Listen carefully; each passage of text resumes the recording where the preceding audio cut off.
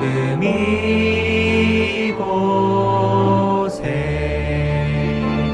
임하소서.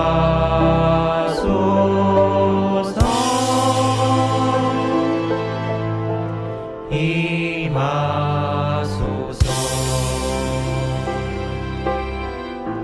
할렐루야 할렐루야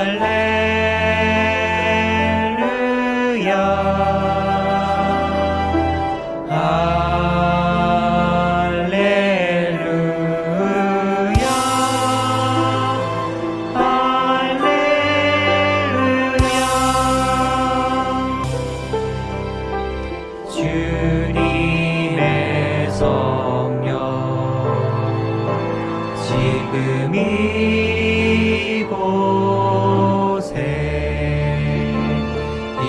임하소서.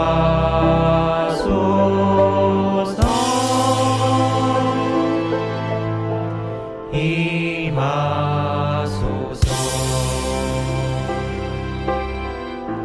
할렐루야 할렐루야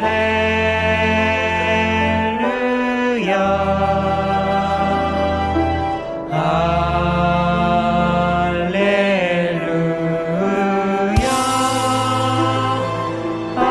할렐루야. 사도신경으로 신앙 고백 드리겠습니다. 나는 전능하신 아버지 하나님, 천지의 창조주를 믿습니다. 나는 그의 유일하신 아들, 우리 주 예수 그리스도를 믿습니다. 그는 성령으로 잉태되어 동정녀 마리아에게서 나시고 본디오 빌라도에게 고난을 받아 십자가에 못 박혀 죽으시고 장사된 지 사흘 만에 죽은 자 가운데서 다시 살아나셨으며 하늘에 오르시어 전능하신 아버지 하나님 우편에 앉아 계시다가 거기로부터 살아있는 자와 죽은 자를 심판하러 오십니다.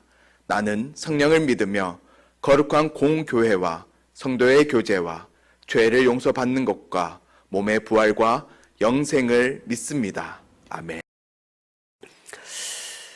나를 잘 모르는 사람에게 나 자신을 상대방에게 소개해야 할 때 여러분은 어떤 방식으로 소개합니까?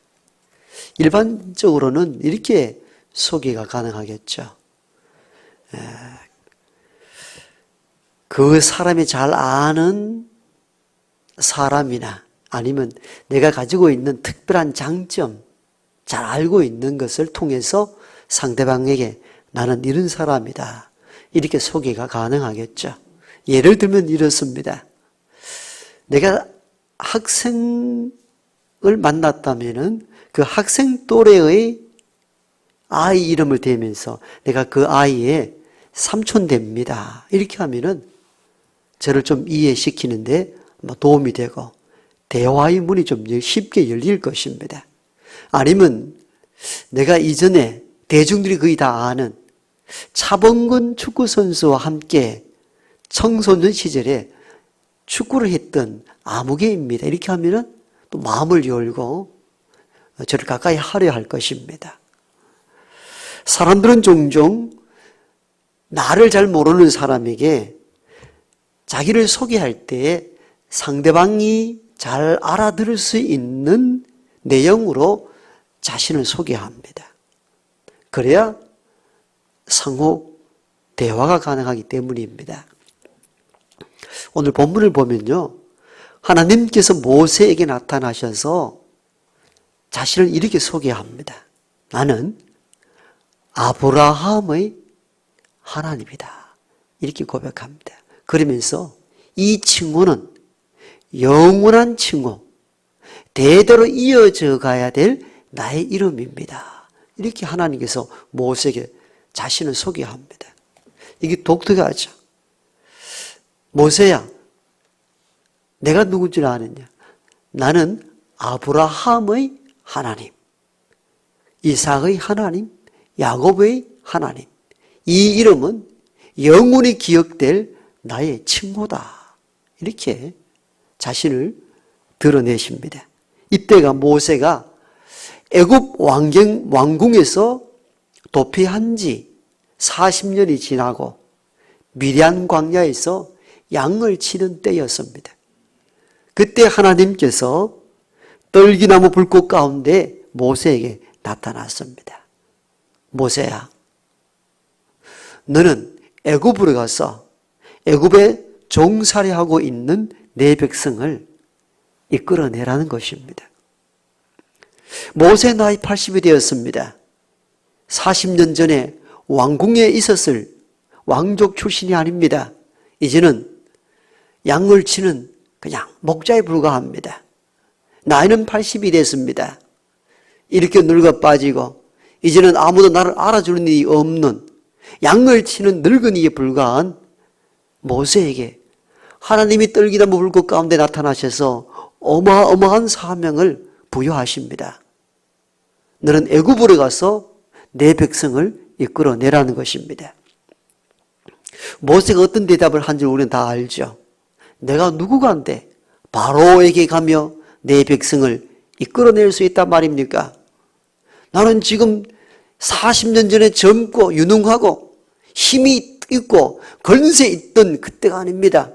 나는 이미 그 왕국에서 나온 지가 40년이나 되었고 그 제국의 왕 앞에는 작은 나라의 왕도 쉽게 설 수 없는데 일개 평민이고 이제는 양을 치는 양치기에 불과한 내가 어떻게 바로 왕 앞에 설 수 있느냐는 것입니다. 말도 안 되는 이야기를 한다는 겁니다. 그때 하나님께서 모세에게 이렇게 말씀하십니다. 모세야, 가라. 내가 너와 함께 가겠다. 가지 않겠다고 변명하며 핑계대는 모세에게 내가 함께 가겠다. 가라는 것입니다. 모세가 또 핑계거리를 찾습니다. 그럼 내가 가서 이스라엘 백성들에게 네가 말하는 그 하나님 이름이 뭐냐 물은다면은 내가 뭐라고 대답을 합니까? 아무 신의 이름을 대가지고 뭐 간다 한들 그 백성이 나를 받아주겠습니까? 얘들아, 나를 따라오너라. 너희 신이 이끌어내라고 나를 보냈다. 그렇게 한들 그들이 나를 믿겠느냐는 겁니다. 그리고 네가 말하는 그 신의 이름이 뭐냐 말한다면은 내가 뭐라 대답할까요? 하나님께서 모세에게 다시 말씀합니다. 나는 스스로 있는 자다. 스스로 있는 자가 너희에게 보냈다 하라. 그러면서 이어서 하나님은 모세에게 다시 말씀합니다. 너가 애굽에 종살이하고 있는 이스라엘 백성들에게 가서 나는 스스로 있는 자가 보냈다 하라 할 뿐만 아니라 그들에게 말하기를 나는 아브라함의 하나님이 보내셨다 하라. 그렇게 자신을 소개합니다.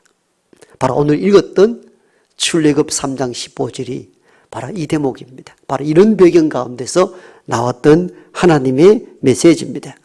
여러분, 여기에서 하나님이 자신을 소개할 때 뭐라 소개했습니까?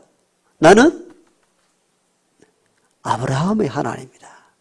그렇게 말하라는 것입니다. 아브라함의 하나님이 너에게 보내서 왔다 하라는 겁니다. 하나님을 소개할 이름, 하나님을 드러내야 될 이름을 이야기할 때에 멋있는 말 너무 많습니다. 우리가 기도할 때마다 사랑의 하나님이라든지 창조의 하나님이라든지 전지전능하신 하나님 이렇게 부르잖아요. 주로 이렇게 우리가 하나님에 대하여 성격을 부여합니다. 그런데 그 좋은 이름, 능력 있는 이름을 다 빼버리고 아브라함의 하나님이라 말하라는 겁니다. 이게 영원히 기억될 나의 호칭이라는 것입니다. 나는 능력의 하나님이며 창조의 하나님이다. 이렇게 가서 말하라. 그렇게 말씀하지 않았고 아브라함의 하나님이 너에게 보냈다 하라. 그 이름은 영원히 기억될 나의 칭호라는 것입니다. 나 하나님을 어떻게 소개하느냐? 아브라함의 하나님이라. 이건 영원히 기억해야 될 이름이라는 겁니다. 여러분, 하나님 앞에 붙여야 될 수식어가 한두 끝도 없잖아요. 좋은 말씀, 하나님을 드러낼 속성에 대한 수식어가 너무너무 많습니다. 앞에 소개한 거죠. 사랑의 하나님, 영원하신 분, 창조주, 능력, 전쟁의 신이시다. 그 좋은 말을 다 빼버리고 왜 나 하나님은 아브라함의 하나님이라 하느냐는 겁니다. 우린 여기에 주목해야 됩니다. 하나님이 이렇게 자신을 소개할 때 그 아브라함의 하나님이라는 이 속성 속에 하나님의 우리를 바라보는 모든 것이 다 담겨 있기 때문입니다. 그래서 하나님은 자신을 소개할 때 내가 아브라함의 하나님이다 하신 것입니다. 구체적으로 아브라함의 하나님이라는 것은 조건 없이 인간을 선택하고 불러주신 은혜의 하나님을 말합니다. 아브라함의 하나님이라 했을 때에 그 하나님은 창조주다, 능력자다, 전지전능하시다.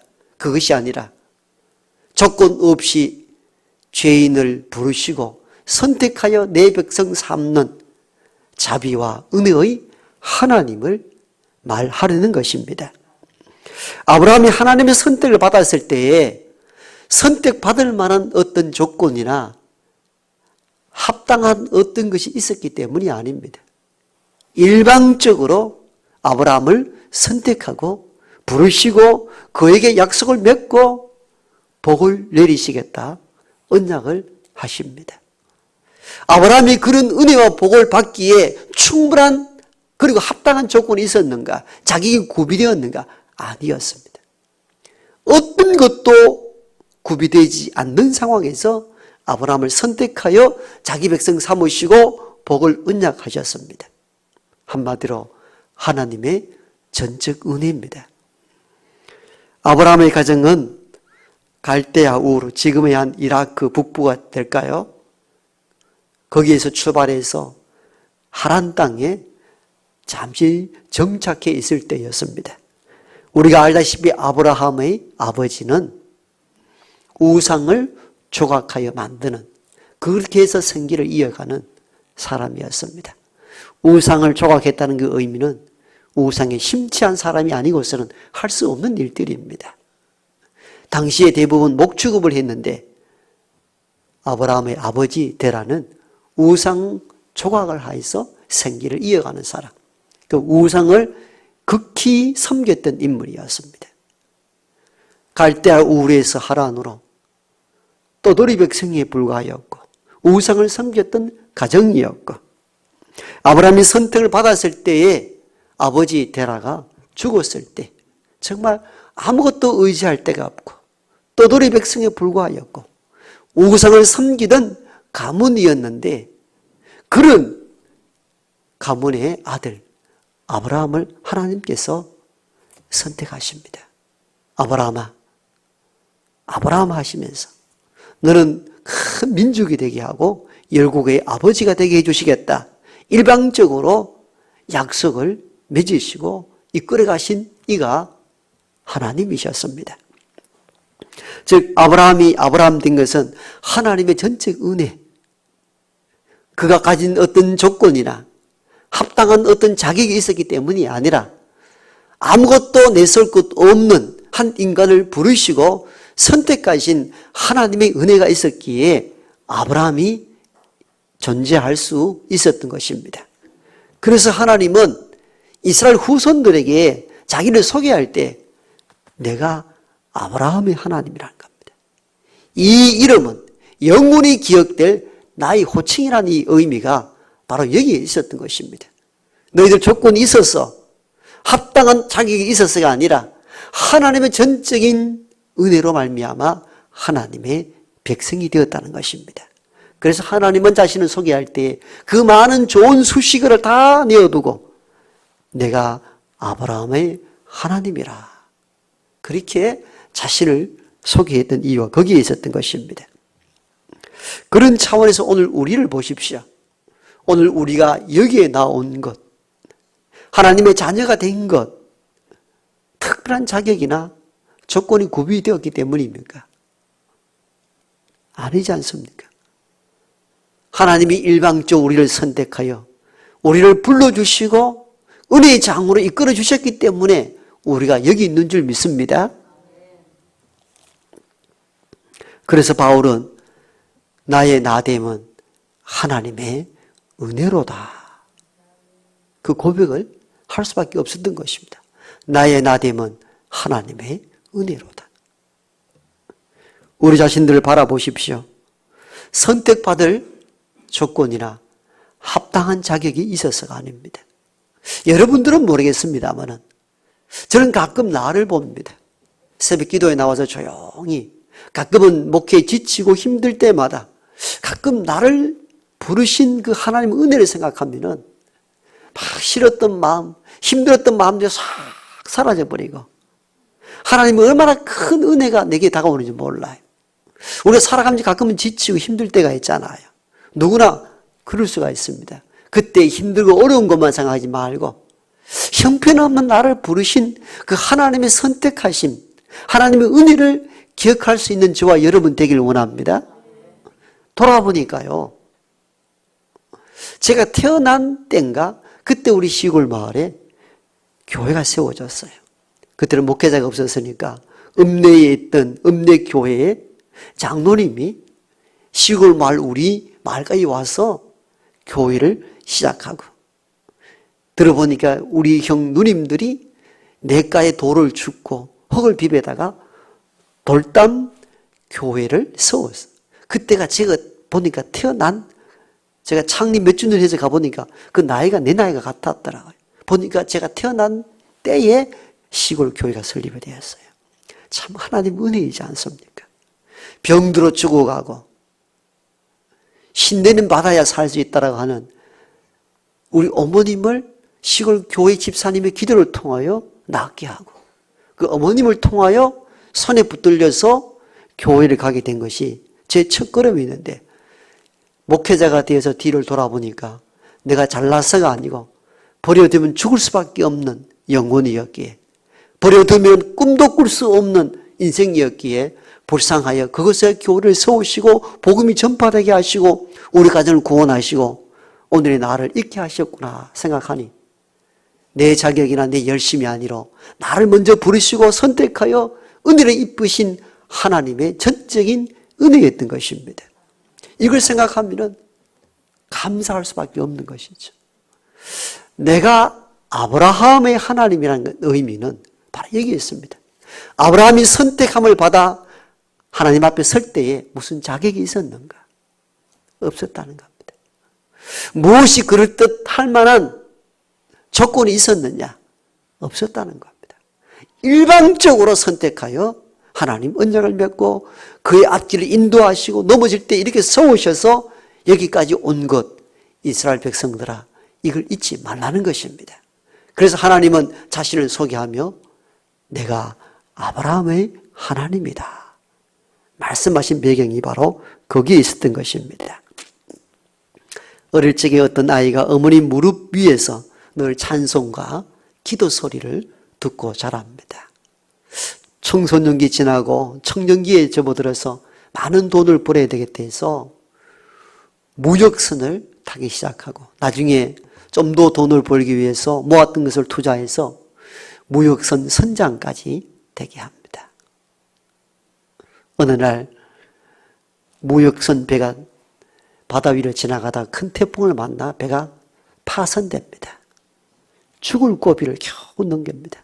배 안에 타고 있는 대부분의 사람들이 죽고 바다에 수장됩니다. 겨우 나무 토막을 붙잡고 이 사람은 살아남습니다. 나 같은 죄인을 왜 이리 살려주시는지. 그 무역선은 일반 물건을 싣고 가는 무역선이 아니라 아프리카의 흑인을 잡아다가 노예로 팔아넘기는 노예 상선의 선장이었습니다.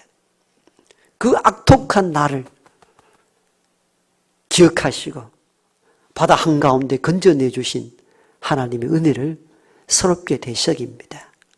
그리하여 어릴 적 어머니 무릎 위에서 찬송과 기도 소리를 들었던 그 신앙심이 회복되고 무역선 다 하고 다시 신학교로 들어가서 목회자가 됩니다.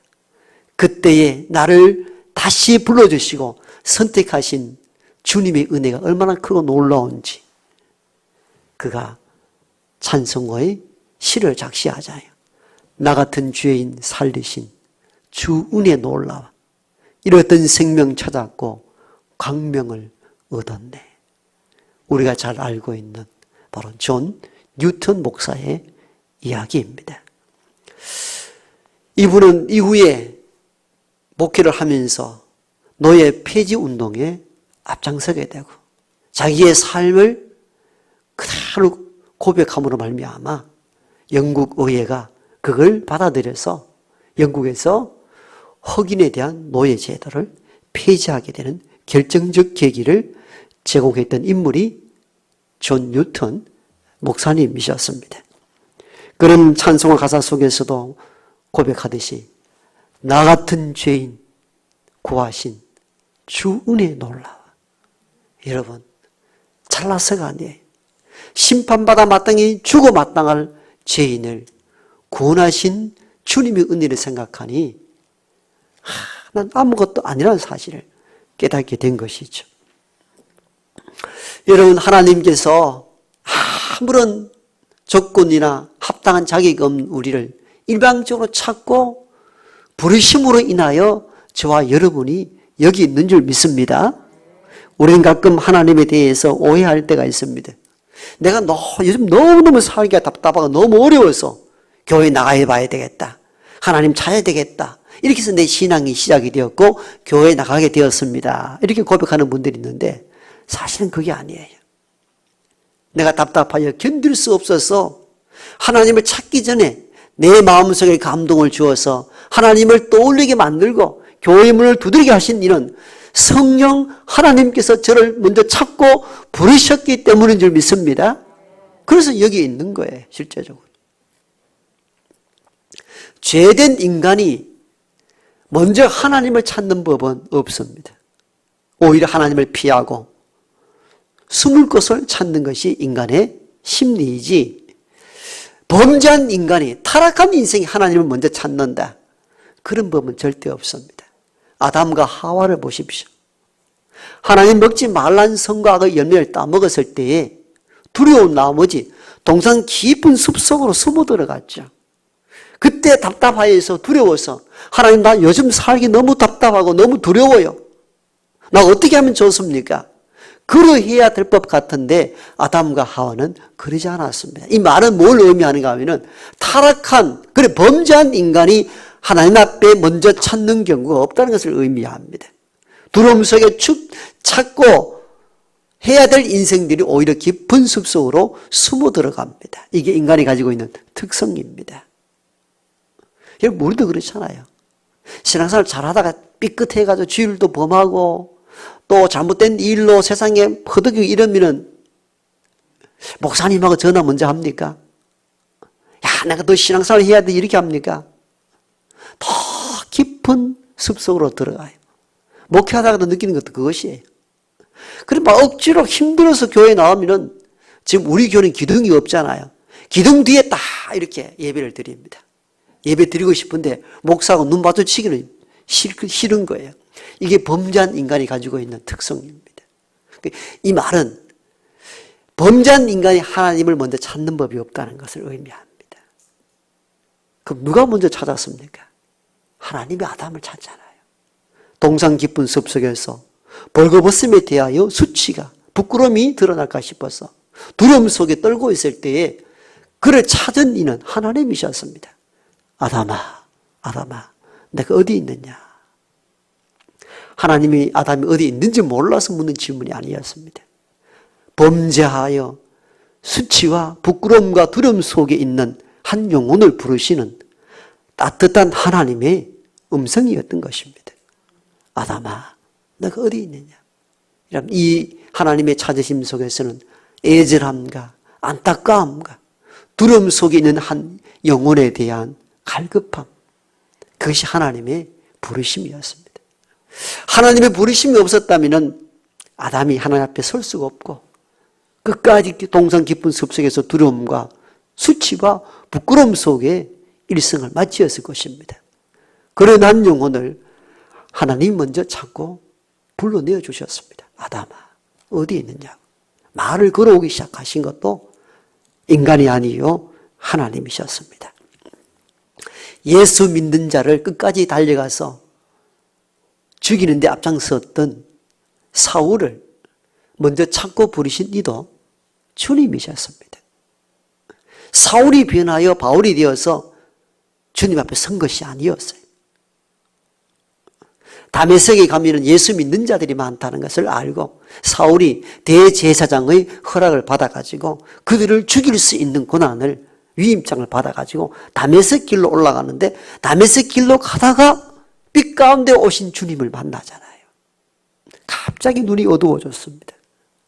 그때 하늘의 음성이 들립니다. 사울아 사울아,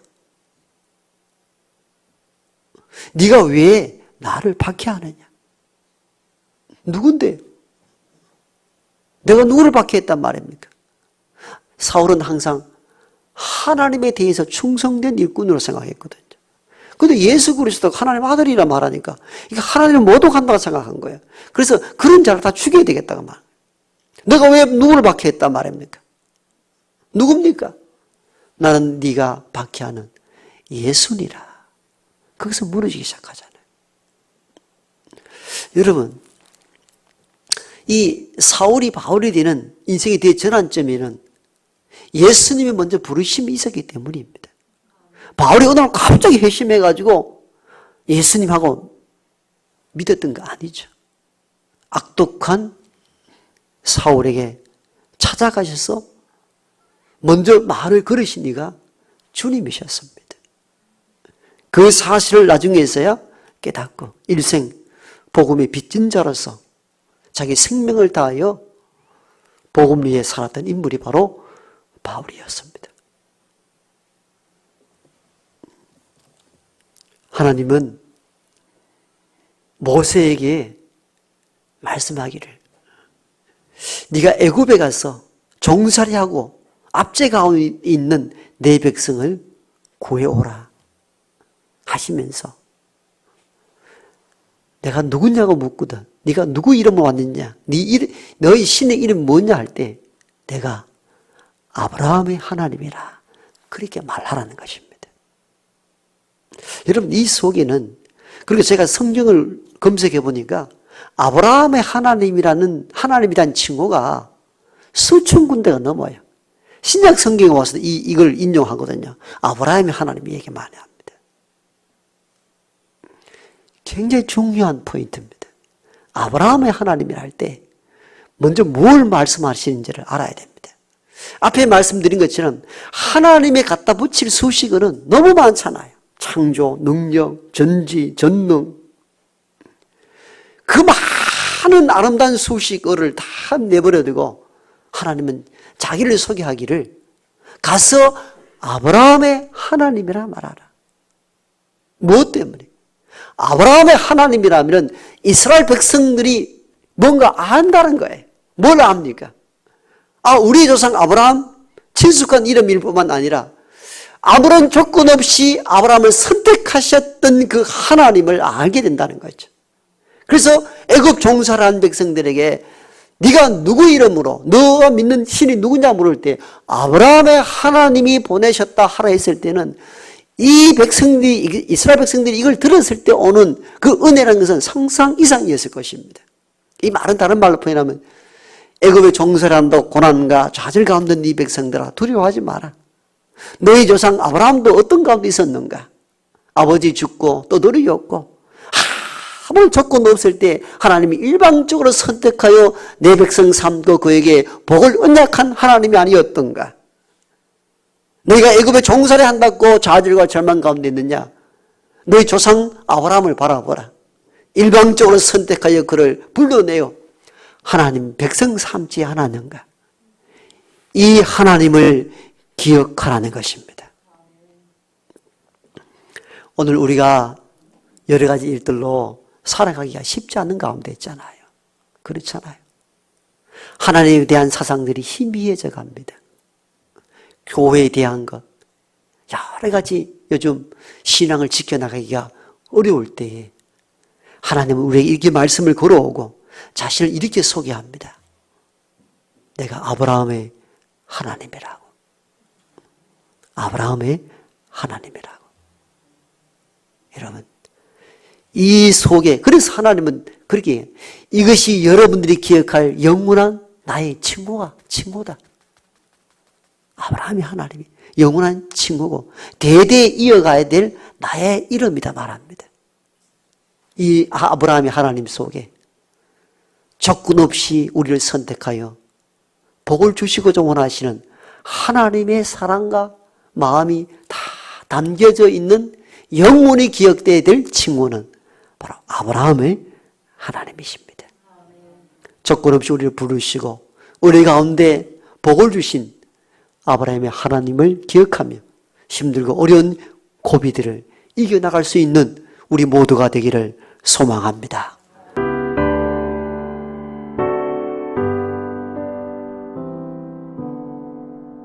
나 같은 죄인 살리신 주 은혜 놀라워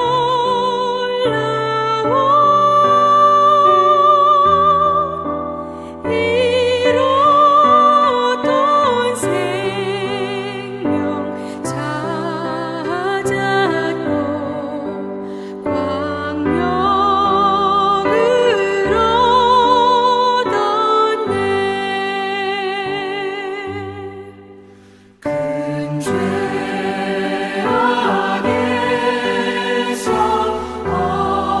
건지신 주 은혜 고마워.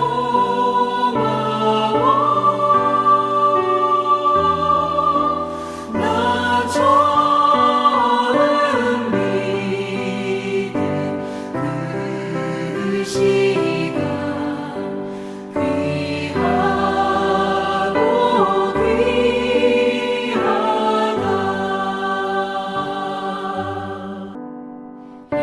이제껏 내가 산 것도 주님의 은혜로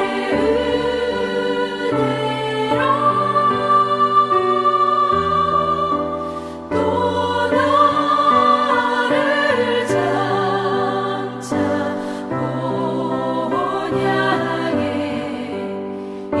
인도해 주시리. 거기서 우리 영원히 주님의 은혜로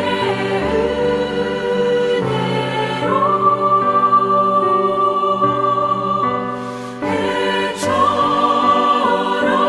밝게 살면서 주 찬양하리라.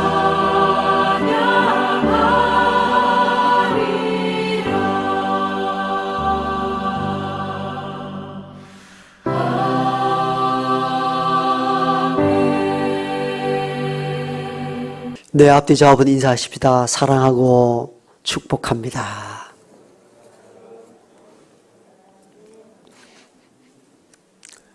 네, 주보 중심으로 교회 소식 몇 가지 알립니다. 네, 피택자 자체 교육이 오늘 또 있습니다. 오후 2부 예배 후에 바로 이어집니다. 다음 주는 우리가 매년 지키는 추수감사절기로 지킵니다.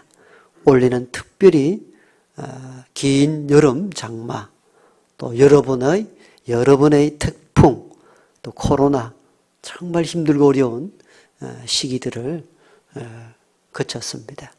그래도 그 어려움 속에 우리를 붙잡아 주신 하나님의 은혜를 기억하며 한 주만이라도 감사하는 그런 시간 갖기를 원합니다. 다음 주 그리고 기간별 원래에 또 피택자 자체 교육 계속 이어집니다. 이번 주부터 매일 묵상 자료집을 자체 제작하여 우리가 내드립니다.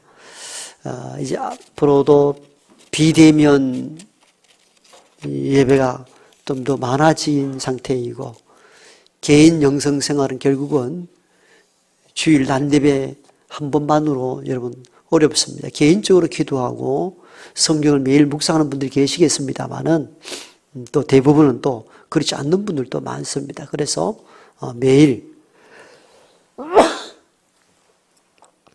찬송 정해진 시간 그리고 또 찬송과 또 본문의 말씀을 깊이 묵상하고 준 자료는 본문에 대한 배경 또 본문에 대한 질문들 또 기도 제목을 줬습니다.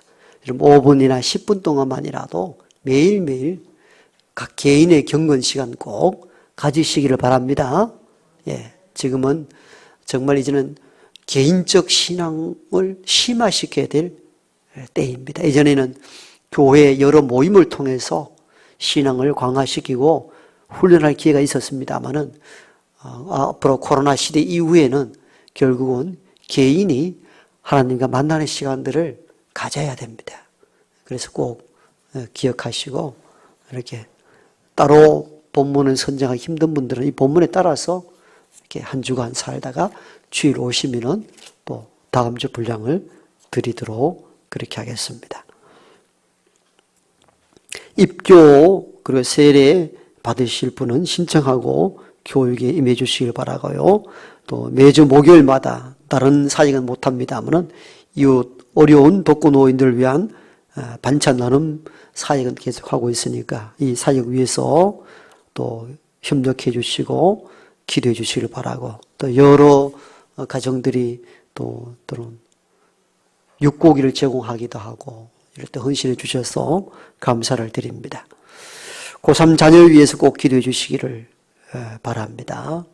올해는 참 공부하기가 좀 어려운 시기고 또 수시 입시 원서는 마감이 되었고 또 정시를 위해서 수능 올해 좀 연장되어서 12월 3일이 수능 입시일인데 아이들 건강과 학업에 어려움 없도록 기도해 주시기를 바랍니다.